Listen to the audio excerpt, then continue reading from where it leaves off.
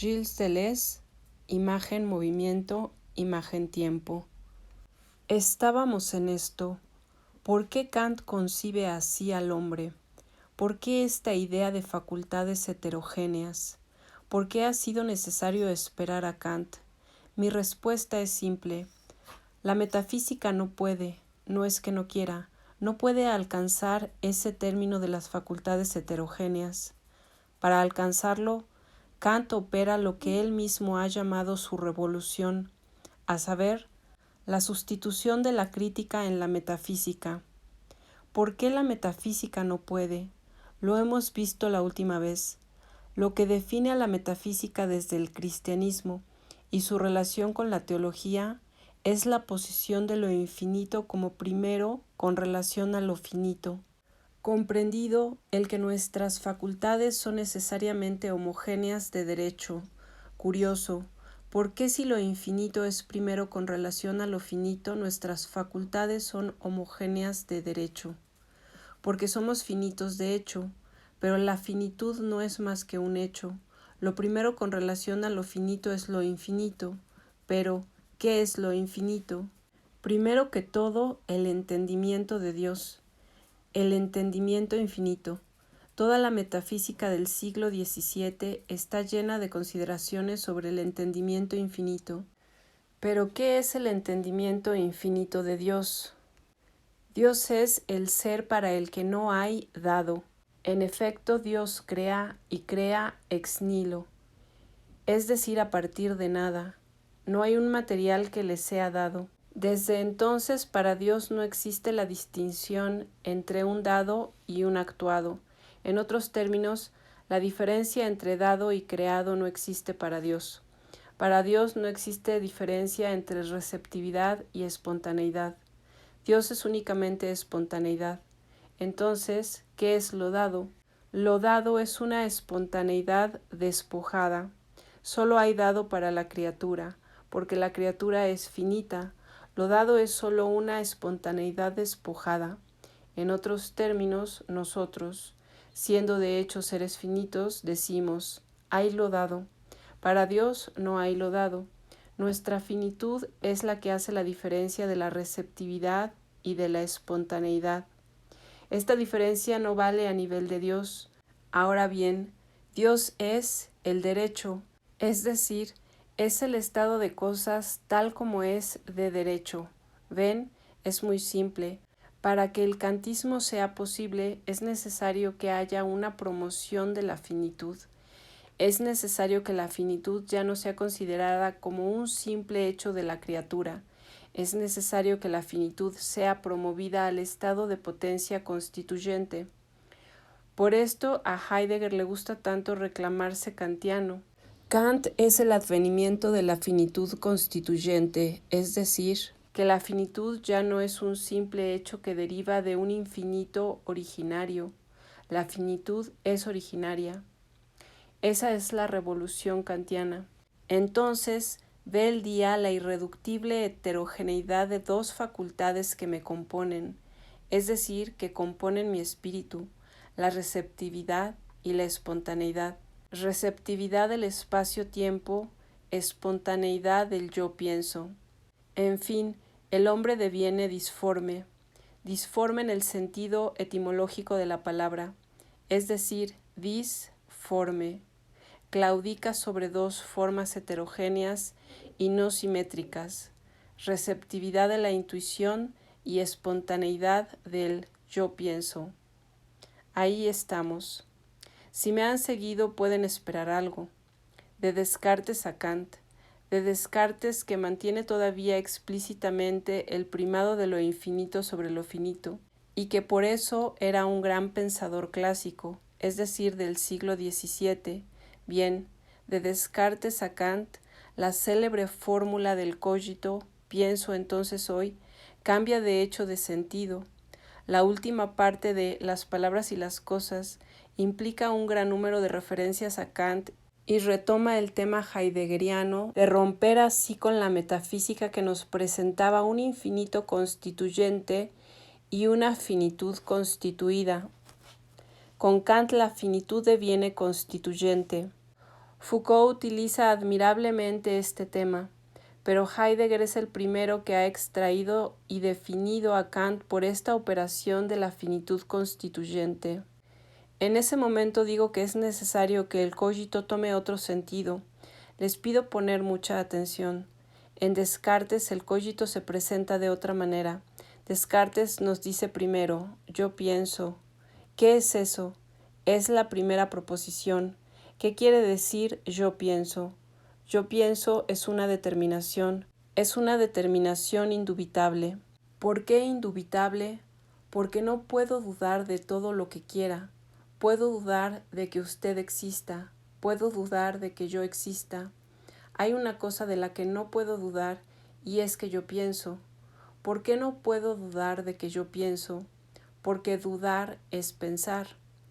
No se trata de discutir, se trata de comprender lo que él quiere decir. Puedo dudar que 2 y 2 hagan 4, pero no puedo dudar de que yo que dudo pienso. Entonces yo pienso es una determinación indubitable. Segunda proposición, yo soy. ¿Y por qué yo soy? Por una razón muy simple. Es que para pensar hay que ser. Si pienso, soy. Al nivel B, el enunciado del cogito es, si yo pienso, yo soy. Proposición A, yo pienso. Proposición B, si yo pienso, yo soy. ¿Por qué si yo pienso, yo soy? Yo pienso es una determinación indubitable. Es necesario que una determinación actúe sobre algo indeterminado. Toda determinación determina un indeterminado. En otros términos, pienso supone ser. No sé en qué consiste ese ser, no tengo por qué saberlo. Yo pienso es una determinación que supone un ser indeterminado. El yo pienso va a determinar al yo soy. La determinación supone un indeterminado. Todo esto está muy bien. No hay lugar para hacer objeciones. Ya es suficientemente fatigante comprenderlo. Si yo pienso, yo soy, ¿soy qué? A ese nivel, una existencia indeterminada. Proposición C. Pero, ¿qué es lo que soy? Soy una cosa que piensa. Lo que quiere decir la determinación yo pienso determina la existencia indeterminada yo soy, de donde debo concluir yo soy una cosa que piensa.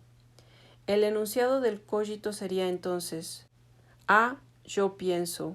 B, ahora bien, para pensar hay que ser. C, entonces yo soy una cosa que piensa.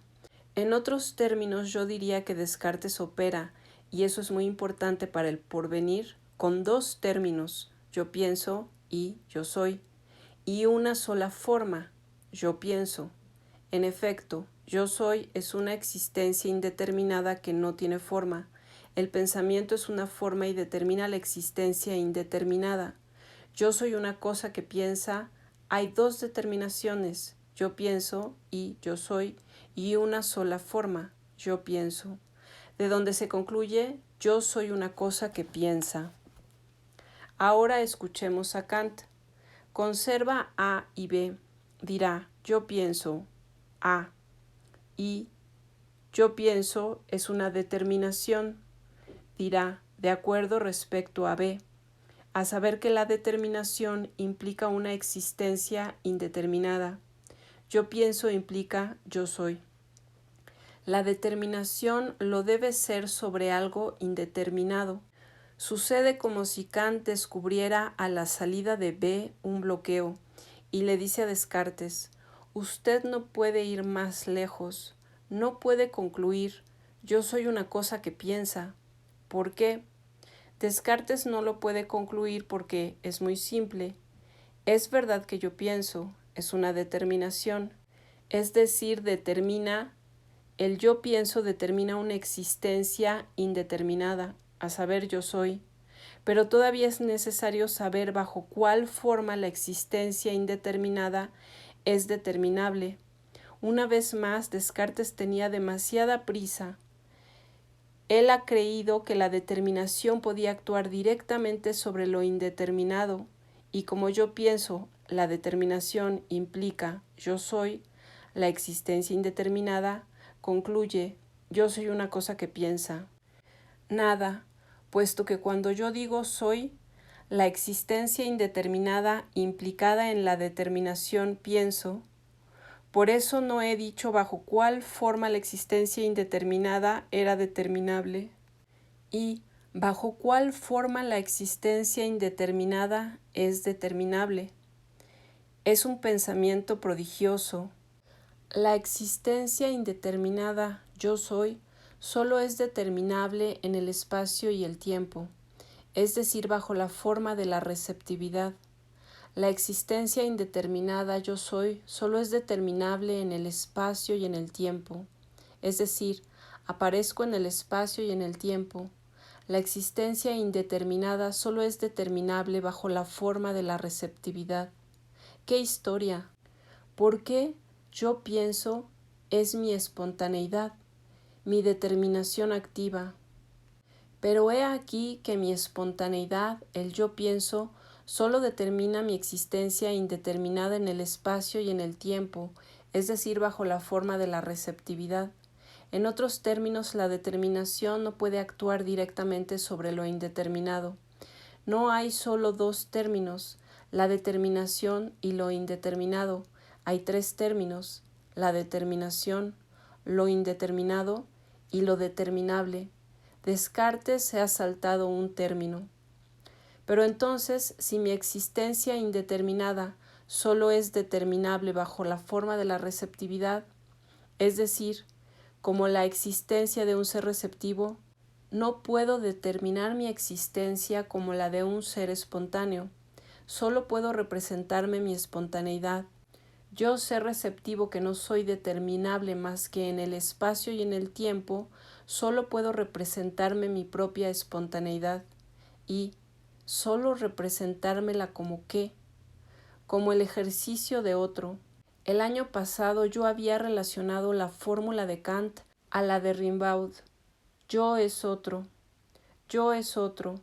Tendría razón si Kant lo dijera al pie de la letra. Afortunadamente Kant lo dice al pie de la letra en la primera edición de la Crítica de la Razón Pura. Leo lentamente el texto. El yo pienso expresa el acto que determina mi existencia. Eso quiere decir que en el yo pienso, pensar es una determinación y por lo mismo es mi espontaneidad. La existencia entonces ya está dada, existencia indeterminada, pero no la manera de determinarla. Estoy seguro que la traducción no es buena.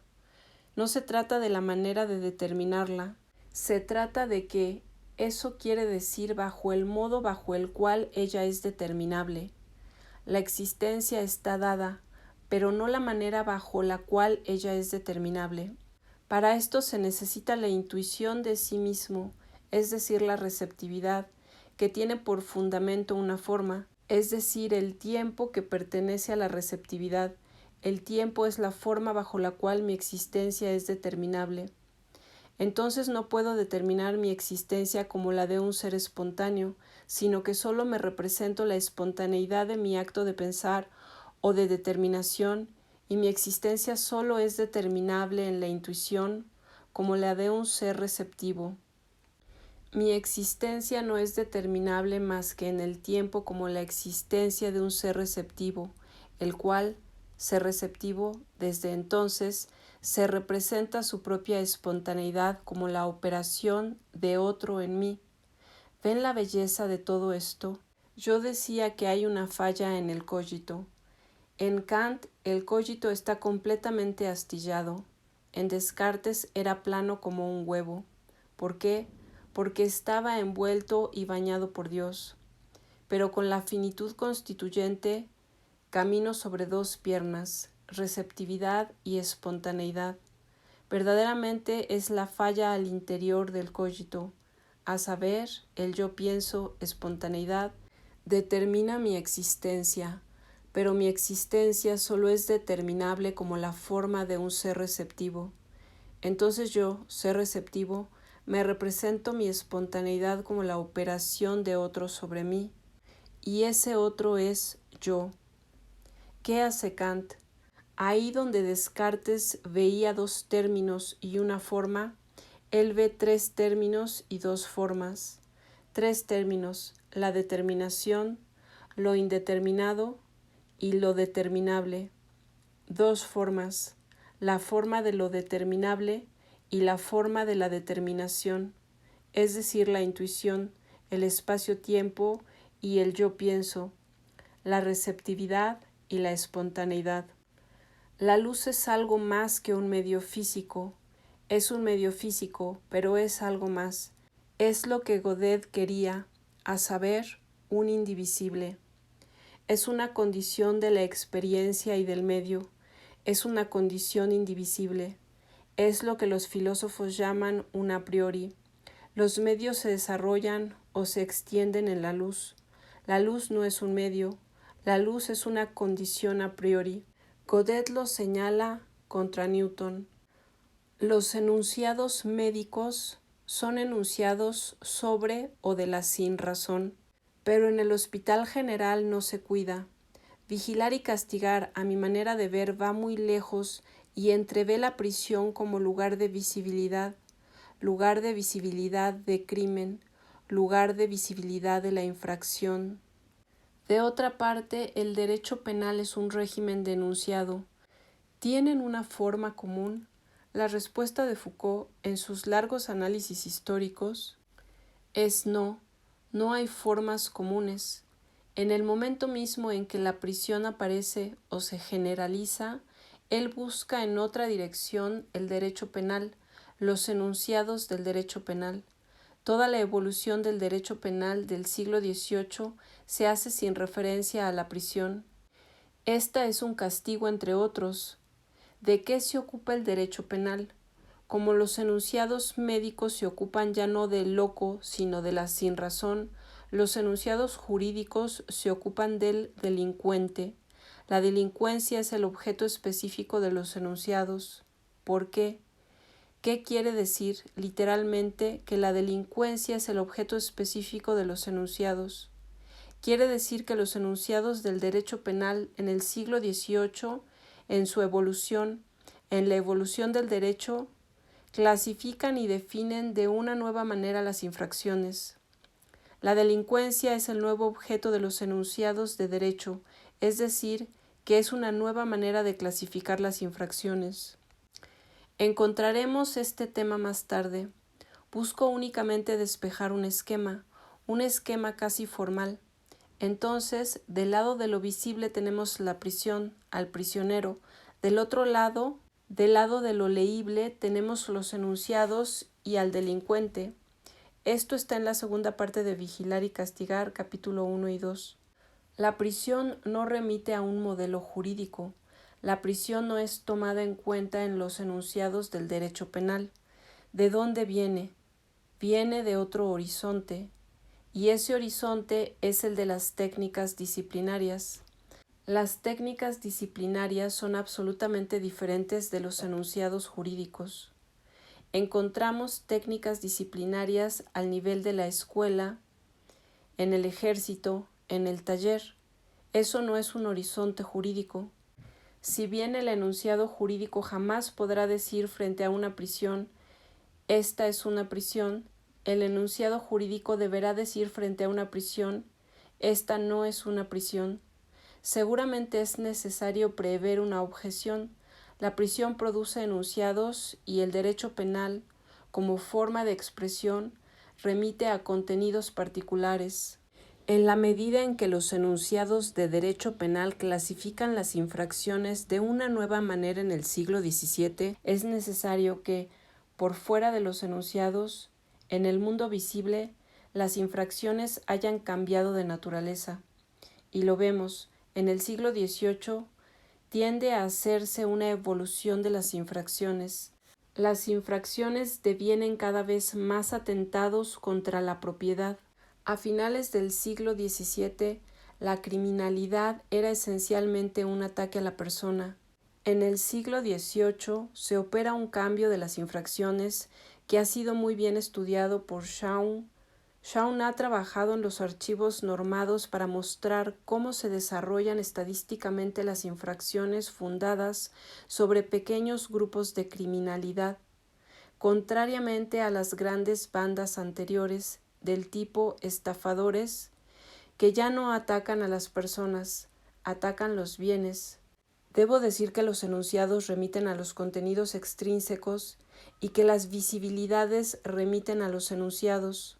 Por ejemplo, la prisión engendra enunciados, las reglas de la prisión son enunciados. No tiene gran importancia que las visibilidades remitan a los enunciados, a enunciados secundarios, y que los enunciados remitan a los contenidos extrínsecos. Todo esto no impide que el enunciado, en su forma, nunca tenga la forma de lo visible, y que lo visible, en su forma, nunca tenga la forma del enunciado. Tercer elemento. Sin embargo, hay como un entrecruzamiento cuando se introduce la prisión, que viene de un horizonte distinto del horizonte jurídico. Entonces la prisión se encarga de realizar los objetivos del derecho penal.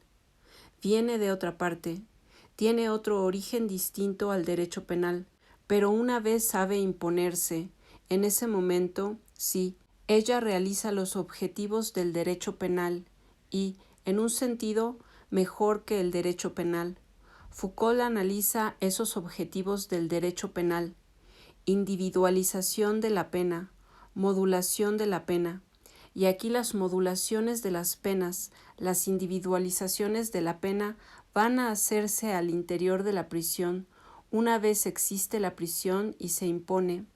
Si bien la prisión no deja de reproducir perpetuamente la delincuencia, así como el derecho penal no deja de reconducir a los prisioneros, ahí se hace una especie de cruzamiento. La prisión produce y reproduce la delincuencia. Yo decía que la delincuencia es objeto de enunciados del derecho penal. Eso no es la prisión. Tenemos la pareja prisión-prisionero y la otra pareja enunciados de derecho penal delincuencia. Ahora bien, Foucault dice efectivamente que la prisión produce la delincuencia. Eso no sería grave puesto que, aun si me engañara en este aspecto, la irreductibilidad de la forma de lo visible y de la forma de lo enunciable subsiste enteramente. Pero creo que tengo razón en mi presentación del pensamiento de Foucault, pues Foucault distingue dos tipos de delincuencia: la delincuencia y legalismo, la delincuencia como noción que permite clasificar de una manera nueva las infracciones, y distingue de la delincuencia y legalismo la delincuencia objeto. Cuando dice que la prisión produce la delincuencia, el contexto es muy claro. Se trata de la delincuencia objeto. La prisión produce la delincuencia objeto, pero la delincuencia objeto es segunda con relación a la delincuencia y legalismo, es decir, la delincuencia clasificación de las infracciones.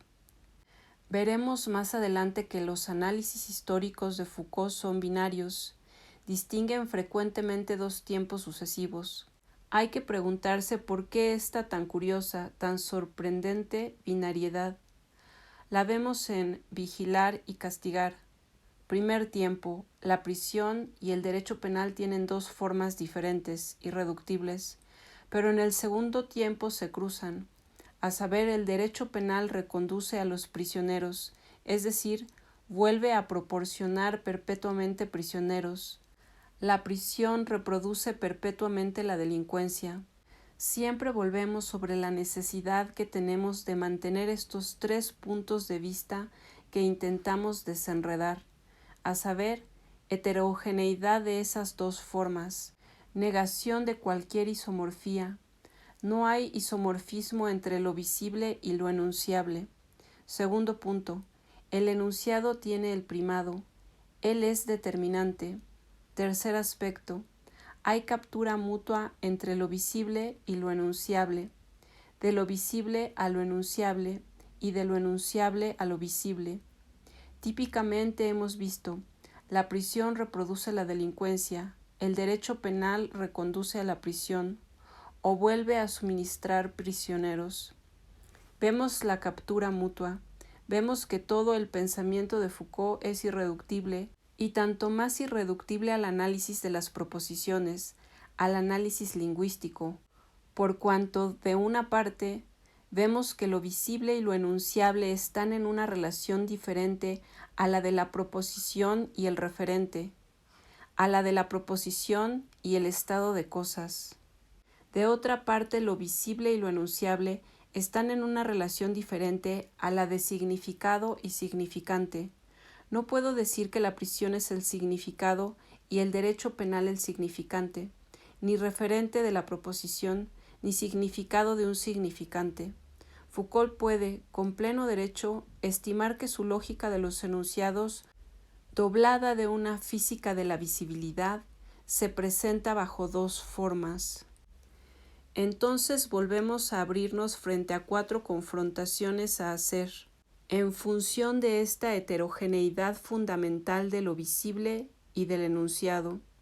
La primera confrontación era con Kant. Esta confrontación nos era necesaria porque nos venía al espíritu como una especie de pequeño vapor, que Kant había sido el primer filósofo en construir el hombre a partir y sobre dos facultades heterogéneas, una facultad de receptividad y una facultad de espontaneidad, pareciendo el enunciado tener el primado en una especie de espontaneidad. Necesidad de una confrontación con Kant bajo la pregunta general. ¿Puede decirse que Foucault, de cierta manera, es neokantiano? Segunda confrontación necesaria. Confrontación con Blanchot, puesto que uno de los temas más importantes de Blanchot es hablar no es ver. El hablar no es ver de Blanchot y la fórmula de Foucault, lo que vemos no habita en lo que decimos, lo visible no habita en el enunciado. Parece inmediatamente imponer esta segunda confrontación. ¿Cuál es la relación entre Foucault y Blanchot? Tercera confrontación necesaria, confrontación con el cine. ¿Por qué? Porque todo un aspecto del cine moderno, y sin duda los más grandes autores contemporáneos, definiéndolos de la manera más sumaria, podríamos decir que han introducido una falla en el cine, una falla fundamental entre lo audio y lo visual. Sin duda por ahí han promovido lo audiovisual a un nuevo estadio, haciendo pasar una falla entre ver y hablar, entre lo visible y la palabra. Foucault evidentemente experimentaba por el cine un interés muy profundo, principalmente por el cine de Seyfertberg y por el cine de Duras. Foucault estuvo involucrado casi directamente en una película, la que René Alliot ha hecho sobre Pierre Riviere, el monómano criminal, ese pequeño campesino que había liquidado a todos los suyos. Era la primera de las vidas de los hombres infames tal como Foucault los veía. ¿Qué relaciones hay entre ver y hablar? Del cine contemporáneo se puede decir que es un cine que ha roto con la voz en off.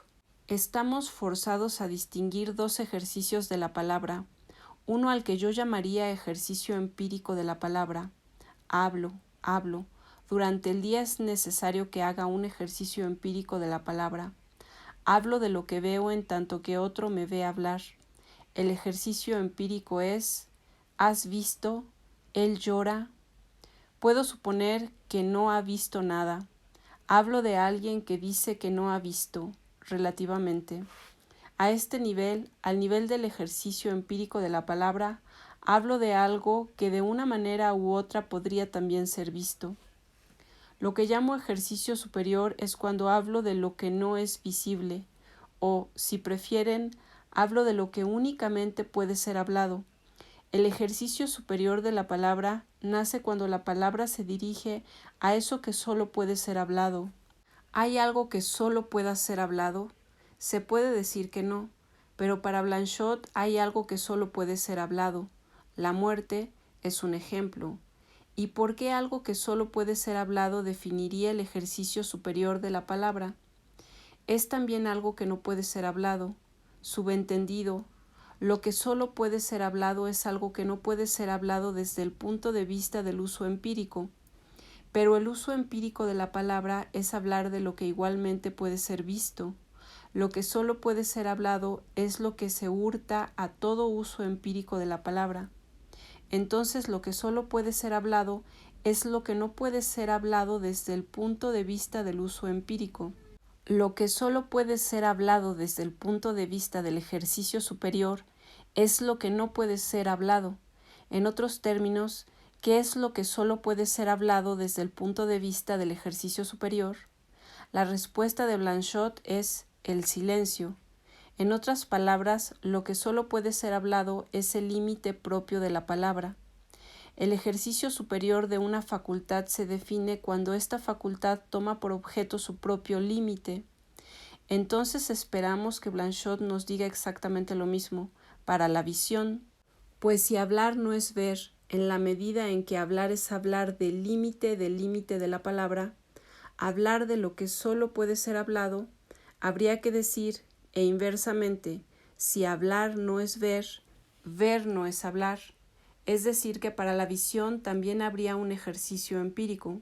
Sería ver lo que también puede ser otra cosa, es decir, lo que también puede ser imaginar o recordar o hablar. Eso sería un ejercicio empírico, y el ejercicio superior de la visión sería ver lo que solo puede ser visto. Y ver lo que solo puede ser visto es ver lo que no puede ser visto desde el punto de vista del ejercicio empírico de la visión. ¿Qué es lo que no puede ser visto desde el punto de vista empírico del ejercicio de la visión? La luz. La luz solo la veo cuando rebota sobre algo, pero la luz indivisible, la luz pura, no la veo, y por eso es lo que solo puede ser visto.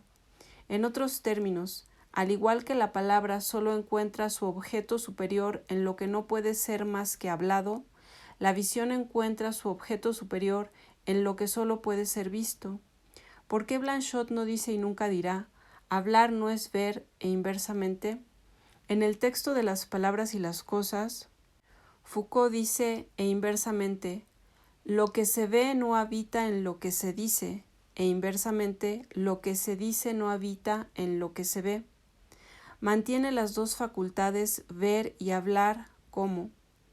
Sin embargo, Blanchot habla de la visión en dos sitios, en hablar no es ver y en los apéndices de El espacio literario, bajo un título que nos conviene de entrada, dos versiones de lo imaginario. En el texto hablar no es ver son las dos versiones de la visión y de lo visible. Primera versión, veo a distancia, percibo a distancia, capto las cosas, los objetos a distancia. Se sabe que yo no comienzo por captarlas en mí para proyectarlas. Capto las cosas ahí donde están. La psicología moderna nos lo enseña. Capto las cosas a distancia y después, nos dice Blanchot, hay otra visibilidad. Cuando la distancia nos capta, soy captado por la distancia, lo que es lo contrario de captar la distancia. Es la fascinación, el arte o el sueño. ¿Qué le impide a Blanchot decir, e inversamente?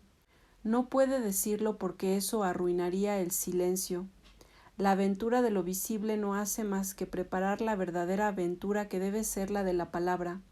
Si bien él tiene la idea de un ejercicio superior de la visión, solo lo es como un grado preparatorio al único ejercicio superior que es la palabra, en tanto que habla de eso que solo puede ser hablado, es decir, de eso que no puede hacer parte del silencio. La visión, en lugar de desarrollar libremente su ejercicio superior, será una confirmación para la palabra. Blanchot es, de cierta manera, cartesiano. También él solo piensa con una forma, también él como Descartes, y es su única relación con Descartes. Todo su pensamiento consiste en confrontar la determinación y lo indeterminado.